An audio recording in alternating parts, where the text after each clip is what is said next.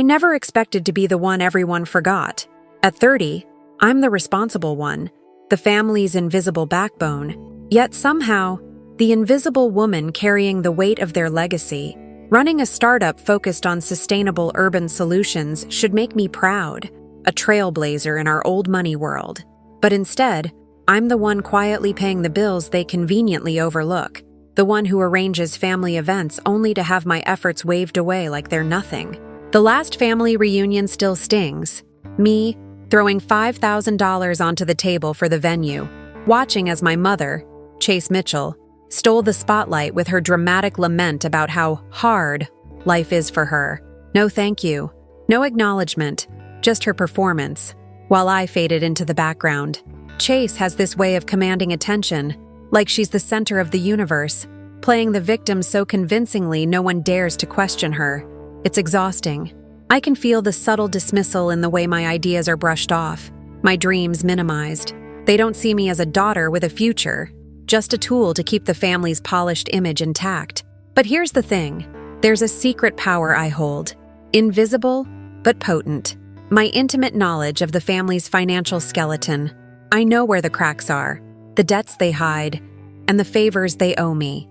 It's a dangerous weapon, but I haven't shown it yet. The tension between what I give and what they see in me is a quiet storm brewing beneath the surface, and every family gathering feels like walking on broken glass, pretending nothing's wrong.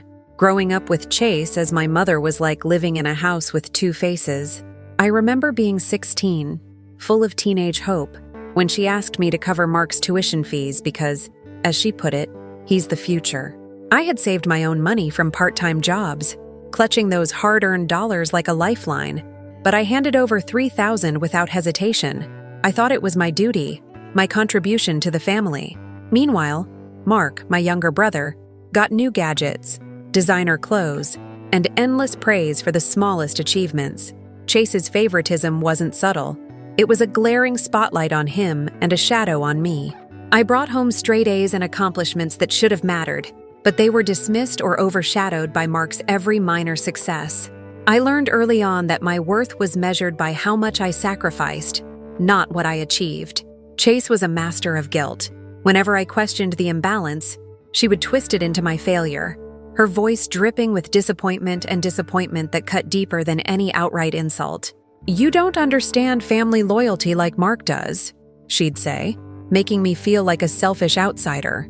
I buried my resentment deep, convincing myself it was normal, that this was love in our family's language. The foundation of this toxic pattern, financial exploitation, and emotional invisibility, was cemented long before I understood its weight. It shaped who I was, the quiet giver, the invisible daughter, the one who kept the family afloat while being ignored. By 28, I had poured over $150,000 into family expenses. Mortgage payments when my parents' trust funds stalled, medical bills for grandma's care, and even Olivia's extravagant wedding, which was talked about for months like a royal affair. I funded these out of my own savings, delaying rounds of funding for my startup, all in the hope that someone would finally see me as more than a bank. But respect was elusive. I overheard Chase during Christmas, her voice sharp like ice.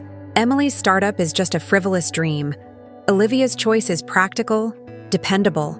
The sting wasn't just in the words, but in the way everyone nodded, like they agreed the future belonged to those who played it safe. David Reynolds, my fiancé and my rock, caught my eye across the room and whispered, "You deserve better. It's time to set boundaries." He reminded me of the secret weapon I was gathering: detailed financial records, legal contracts, proof of my sacrifices.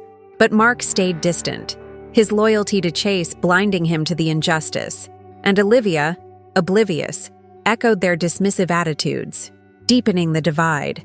I felt trapped in a family battlefield where my efforts became invisible ammunition against me. The night of my 29th birthday was supposed to be different. Surrounded by friends and family, I dared to hope for a moment of genuine celebration. Instead, Chase took the floor with calculated cruelty. "Emily's startup? Childish dreams," she declared, voice loud enough to hush the room. "Look at Olivia, with her stable job, real success." The room shifted uncomfortably. eyes darting between me and Chase. I felt my pride crack, a fragile shell breaking under the weight of her words. Then came the barb that cut deeper than anything before. She only knows how to spend the family's money. The implication hung in the air like a poison, suggesting I was reckless, irresponsible, maybe even a thief. My attempt to defend myself faltered, voice shaky and small amidst their laughter and nods. I told myself Chase's need for attention drove her cruelty, that it wasn't about me, but a seed of doubt settled in my chest, cold and heavy.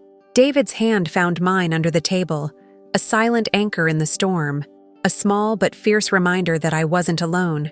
The moment I started pushing back, even in the smallest ways, I could feel the walls of their carefully constructed world begin to close in tighter. Chase, with her icy precision, didn't miss a beat. The very next week, whispers started swirling like a toxic fog. I heard from a distant cousin that Chase had called family members, spinning a story that made me sound ungrateful and unstable. She painted herself as the wronged mother, sacrificing everything for a thankless daughter who was now turning her back. It wasn't just family. Old friends of the Mitchells began to question my motives, murmuring about the shady origins of my startup's funding, as if my years of hard work and scrimping were just a convenient lie. The flying monkeys were everywhere, relatives who barely knew me but parroted Chase's narrative, casting doubt on my reliability and sanity. At the next family event, the tension was suffocating. People averted their eyes when I entered the room, conversations dipping into silence or shifting away like I carried some contagious guilt. I caught Mark's glance once, his expression a mix of discomfort and loyalty to Chase, like he was torn between brotherly support and mother's orders. I felt the sting of isolation more sharply than ever. Chase's gaslighting was a relentless tide. Whenever I tried to bring up any concerns, she flipped the script, tears welling in her eyes as she described herself as the sacrificial lamb of the family, unfairly attacked by her own flesh and blood. It was maddening. I knew the truth, but every attempt to voice it was twisted into evidence of my supposed instability or ingratitude. My financial support, over $150,000 in invisible loans and payments, was erased from memory, replaced by accusations that I was trying to undermine the family legacy. Even the online family groups became battlegrounds. A few posts suddenly appeared, questioning the legitimacy of my business, hinting at impropriety. I recognized the fingerprints of Chase's network, her subtle but ruthless war machine designed to discredit me. Each insult, each whispered lie, was a calculated move to keep me in my place. The sting of betrayal cut deep. This wasn't just a family dispute. It was a war for control, and I was the target. I clenched my fists with quiet fury, feeling my energy drain under the weight of her orchestrated attacks. But beneath it all, a small spark glimmered, a refusal to be crushed by her lies. I couldn't stay silent forever. Hoping to clear the air, I reached out for a family meeting, asking Sarah, Chase's sister, to mediate. I thought a calm, honest conversation might finally ground us, might peel back the layers of misunderstanding and hurt. The day of the meeting, I arrived early, clutching neatly organized documents, bank statements, receipts, timelines outlining every dollar I'd contributed. I spoke carefully, explaining my vision for the startup and the sacrifices I'd made, hoping to bridge the growing chasm.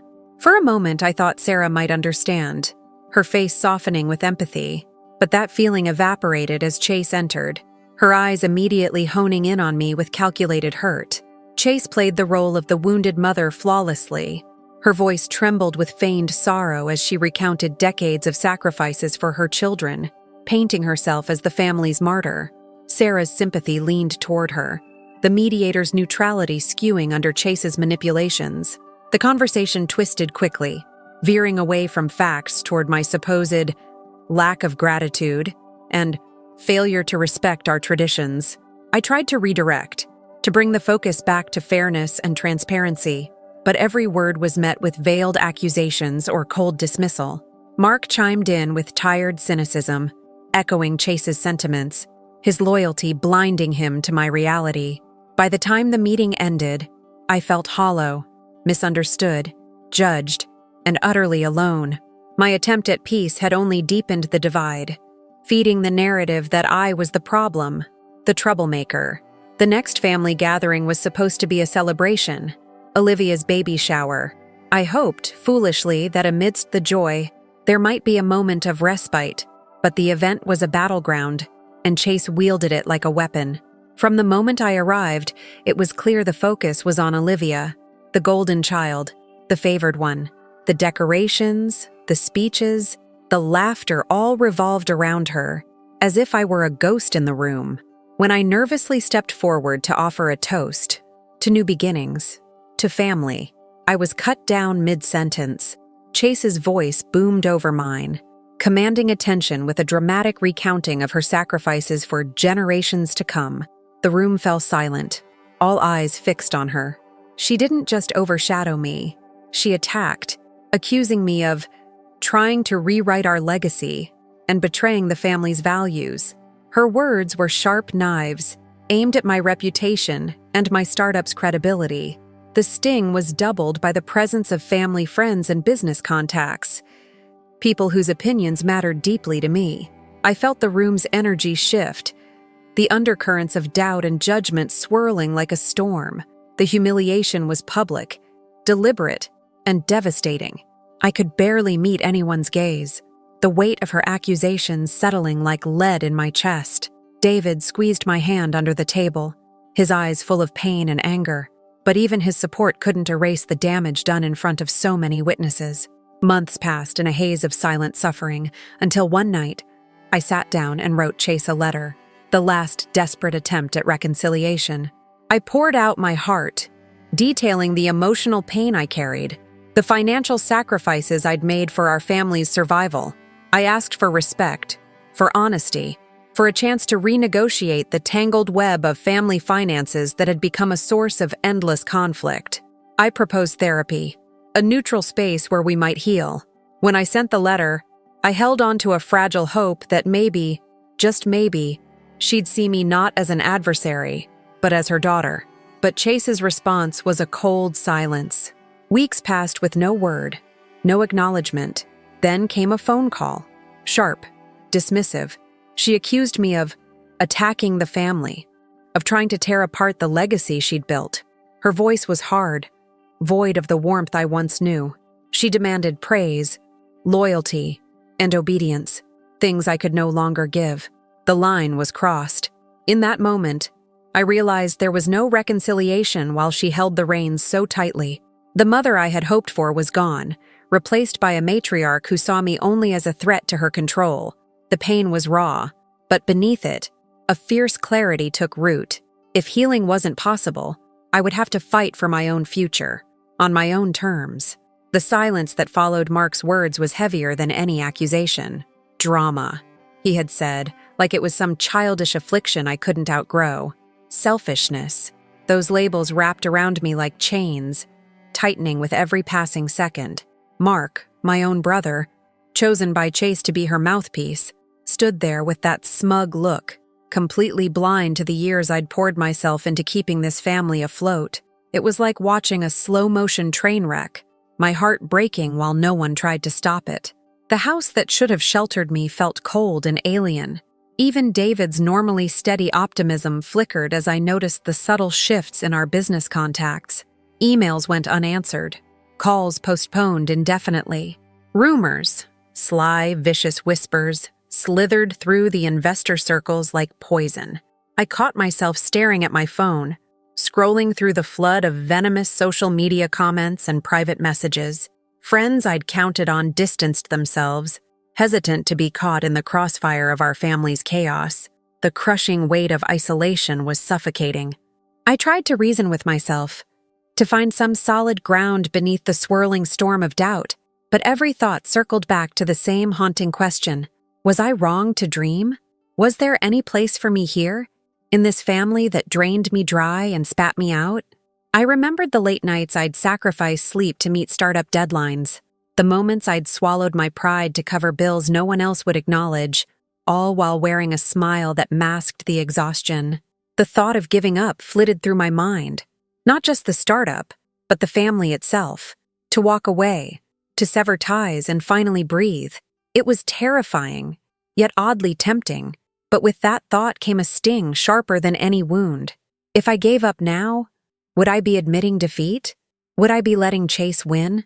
I sat alone in the dim light of my apartment, the hum of the city outside a distant echo compared to the thunderstorm inside my chest. Tears welled, blurring the outlines of the documents spread out before me. Bank statements, letters, receipts, proof of every sacrifice erased by their indifference.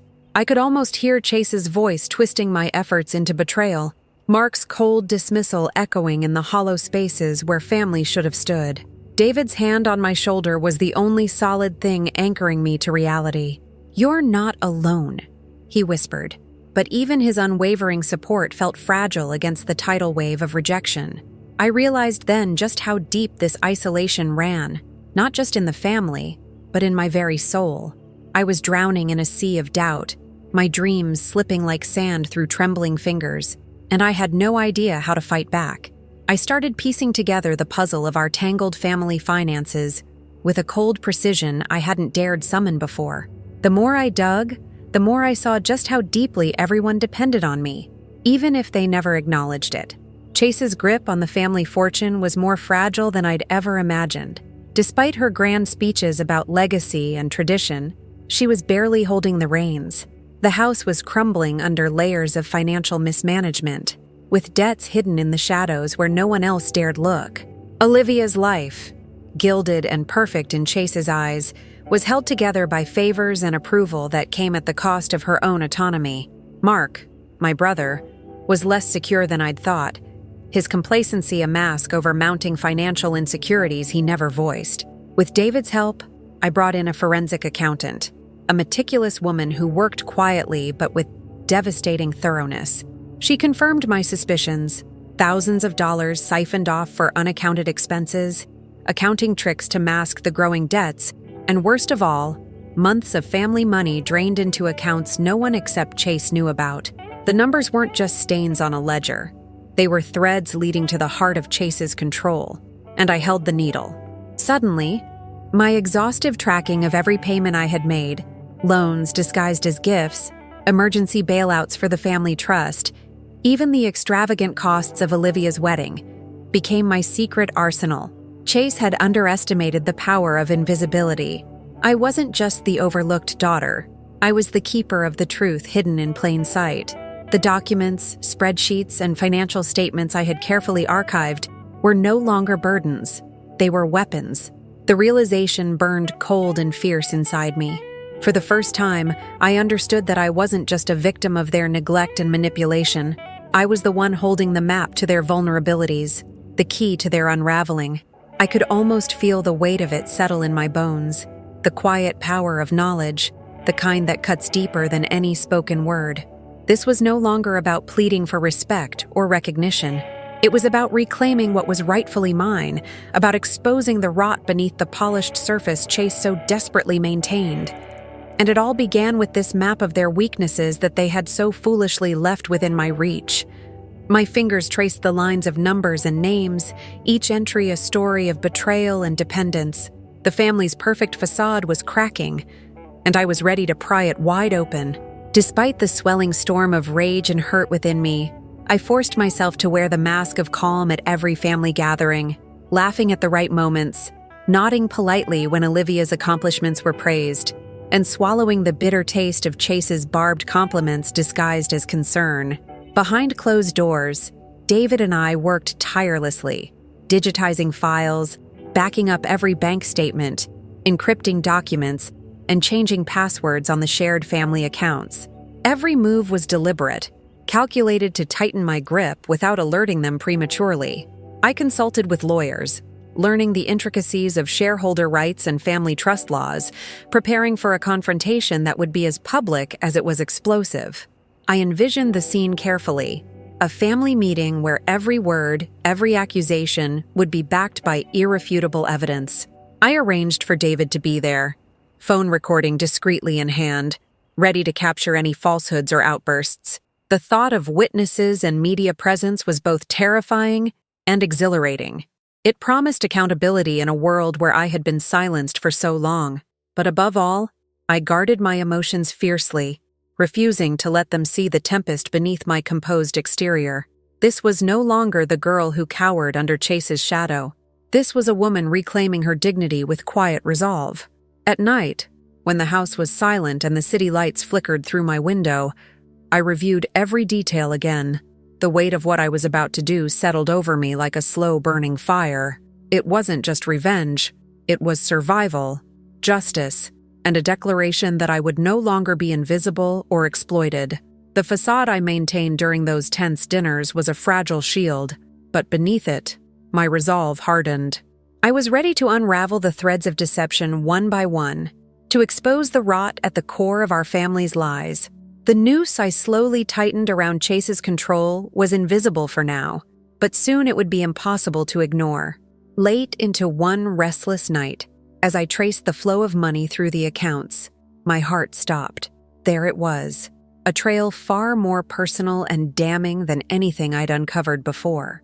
Chase had been siphoning over $200,000 directly from my startup funds into secret accounts under the guise of family expenses. The missing money I had questioned but never been able to prove was hidden in plain sight, buried beneath layers of false invoices and doctored receipts. The betrayal was staggering. This wasn't just manipulation or neglect anymore. It was outright theft, a calculated betrayal that cut through every fiber of trust I had once held. My hands trembled as I stared at the evidence, feeling a cold fury rise from the depths of my soul. The greed, the deception, the years of lies. It was all laid bare in black and white. Chase's desperation to maintain her facade, to keep control at any cost, now had a face I could confront.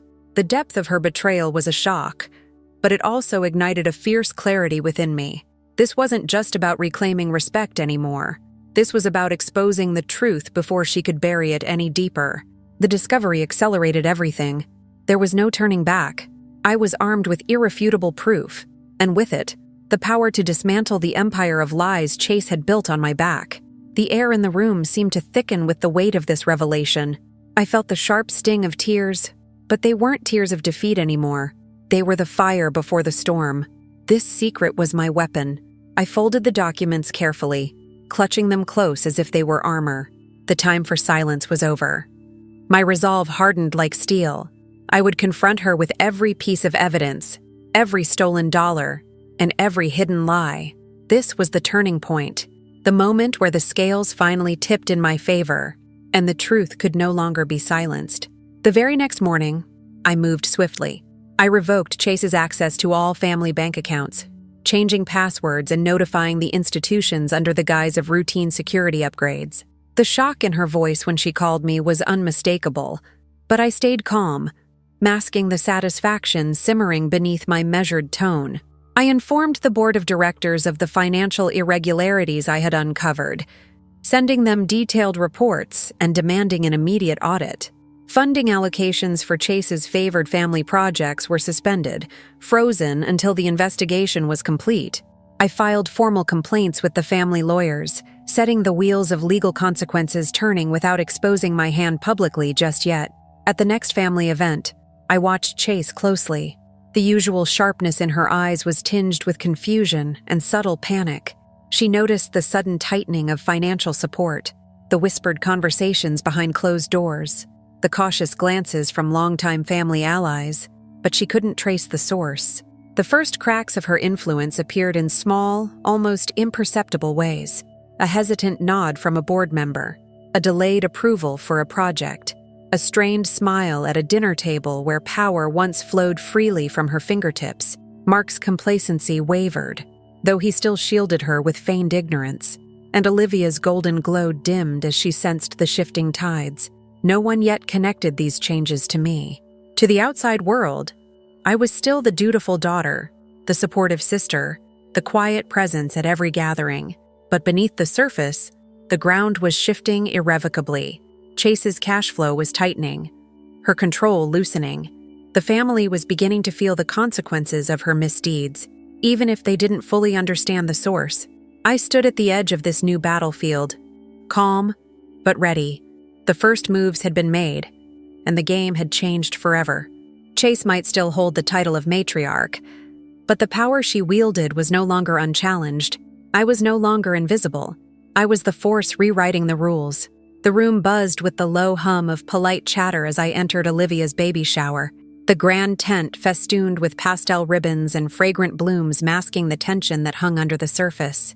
50 faces, relatives, family friends, business associates, all gathered under Chase's carefully curated spectacle of warmth and celebration. I stepped in quietly, heart steady, but mind roaring. This was the moment I'd been building toward, the scene where the truth would crack wide open. Chase stood near the center, radiant in a pale pink dress, her smile tight and practiced. The golden child, Olivia, flitted nearby, glowing but oblivious, caught in her mother's web. I could feel their eyes on me, a blend of suspicion and curiosity. Steeling myself, I moved toward the projector set up discreetly at the tent's edge. The gentle murmur softened as I clicked the remote, and the first slide lit the screen. A spreadsheet tracing the flow of funds from my startup accounts into secret family coffers. A hush fell. I began, voice calm and measured. For years I was told I was selfish, ungrateful, a troublemaker. But here is the truth. I read aloud excerpts from bank statements, receipts, and emails, a litany of financial manipulation that had siphoned over $200,000 from my company into Chase's hidden accounts, disguised as family expenses. The crowd's faces shifted. Shock, disbelief, whispers weaving through the gathering like a rising tide. Chase's poised mask faltered. Her eyes darted desperately as the evidence unfolded. Chase painted herself as the victim in every story, I said firmly, locking eyes with her. But the real victim has been me. The sacrifices, the financial support, the emotional labor, exploited and erased. My voice didn't waver. I outlined the details of her control, the favoritism toward Olivia, and the complacency bred in Mark. The air thickened with the weight of betrayal as the room absorbed the magnitude of her deception. I ended with a clear declaration. This stops now. I am here to demand accountability, to reclaim what has been stolen. Not just money, but trust and respect. The power in the room shifted palpably. The champagne glasses wavered in hands that had moments before been raised in celebration. I felt something inside me break loose. The years of quiet suffering, the invisible labor, all distilled into this charged moment of public reckoning. I wasn't just Chase's scapegoat anymore. I was the daughter who had found her voice, who refused to be silenced. The crowd's eyes stayed fixed on me, awaiting what I might say next, but I simply let the silence hang heavy. The truth itself a verdict. Chase's carefully maintained empire was crumbling, and I was standing at its epicenter, unshaken, resolute. The champagne moment wasn't about celebration, it was about justice. The immediate aftermath was a cacophony of whispers, sidelong glances, and shifting alliances. Chase's world began to unravel in real time as the family's veneer of unity cracked. At first, there was stunned silence from the older generation, disbelief mingling with dawning understanding. Some relatives edged away, their faces mirrors of shock and discomfort, unable to reconcile the woman they'd revered with the cold facts laid bare. Mark's usual smug detachment melted into uneasy glances, his allegiance faltering under the strain of undeniable truth.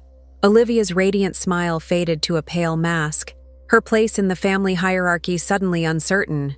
Chase's reaction was immediate and desperate. Her phone calls came flooding in, voicemail after voicemail filled with frantic pleas and tearful apologies. "Emily, please, let's talk. I never meant for any of this to happen." Her voice cracked with a practiced vulnerability, dripping with remorse she had never shown before. But I remained firm, my resolve unyielding. I responded once, calmly stating that reconciliation required genuine accountability, not empty words. I set clear boundaries. No more manipulation. No more silence. The control she once wielded so effortlessly slipped through her fingers like water. The ripple effects spread beyond the family. Business associates distanced themselves, wary of being caught in the fallout. The social circles Chase had long dominated grew cold and distant. Invitations stopped arriving. Boardroom seats once held with ease were now questioned. The empire of influence she'd built over decades was crumbling under the weight of her own exposed deception. Family friends whispered behind closed doors, and loyal allies began to question their loyalties. Chase was no longer the untouchable matriarch. She was exposed, isolated, vulnerable. Despite her desperate attempts to claw her way back, the foundation beneath Chase had shifted irreparably. The family, once blindly obedient, now questioned the narrative they'd been fed. The power dynamics had reversed. I was no longer the silent sufferer, but the architect of a new order. The air between us thickened with unspoken challenges, but I stood tall, anchored by the truth and the support of those who believed in me. Chase's world was crumbling, and I would not be pulled down with it. The days that followed were marked by mounting desperation on Chase's part. When her pleas failed, she resorted to darker tactics, sending family friends and distant relatives to whisper poisonous rumors. Accusations of greed and betrayal aimed squarely at me. Legal threats arrived, thinly veiled attempts to intimidate and silence me. She painted herself as the wounded mother, the betrayed matriarch fighting to save her family's honor, but I was prepared. With David's steady presence and the backing of loyal family members who had begun to see through Chase's mask, I countered every falsehood with unassailable facts. Legal counsel ensured every threat was met with precise, calm responses. I blocked messages meant to unsettle me, refused to engage with manufactured dramas designed to fracture my resolve. Each failed manipulation only deepened Chase's isolation, her network of influence fracturing as truth and loyalty rallied around me. Chase's attempts to turn the family against me fell flat, as the foundation of her lies crumbled under scrutiny. Even passive enablers like Sarah began to shift, their echoes of Chase's manipulations losing their power. Mark hesitated, caught between old loyalties and the undeniable reality of what had been revealed. Olivia, once a pawn, began to see me not as an adversary but as a force of integrity and strength. Chase's world shrank, her manipulations boomeranging back with devastating clarity. Every attempt she made to reclaim control only underscored her diminishing power. The family's narrative was no longer hers to write. I was no longer the scapegoat but the guardian of truth and justice. The isolation that enveloped Chase was a reflection of the walls she had built, walls constructed from deceit, fear, and control. As she faded from the center of the family's orbit, I stepped forward, not with bitterness, but with the quiet strength of someone who had survived the storm and emerged unbroken. Standing beside David on a quiet afternoon, the weight of months of conflict finally lifted from my shoulders. Our startup thrived, no longer tethered to the family's toxic dynamics, but flourishing under the principles I'd fought so hard to uphold. Boundaries were firmly set. No more demands. No more manipulations. Chase was distant, a faded figure in the background, while those who had once stood silent began to find their voices. Olivia approached me tentatively, her tone cautious but respectful, a fragile bridge toward healing. Even Mark's posture softened, the first hints of understanding replacing old complacency. I reflected on the journey, the pain, the anger, and the awakening that had transformed me. The scars remained, but they were marks of survival, not defeat. I envisioned a future where I led with integrity, free from the shadows of expectation and control. My company's headquarters gleamed in the sunlight, a symbol not just of innovation, but of freedom reclaimed. The family legacy was no longer a chain, but an inheritance of truth and strength. Chase's fate was a cautionary tale, a reminder of what happens when control is wielded without conscience, when narcissism blinds one to the damage wrought. But for me, the story was just beginning. I smiled, not with bitterness, but with the quiet, fierce hope of someone who had finally found her place, not just in the family, but in the world. The past had tried to silence me, but now I was unstoppable.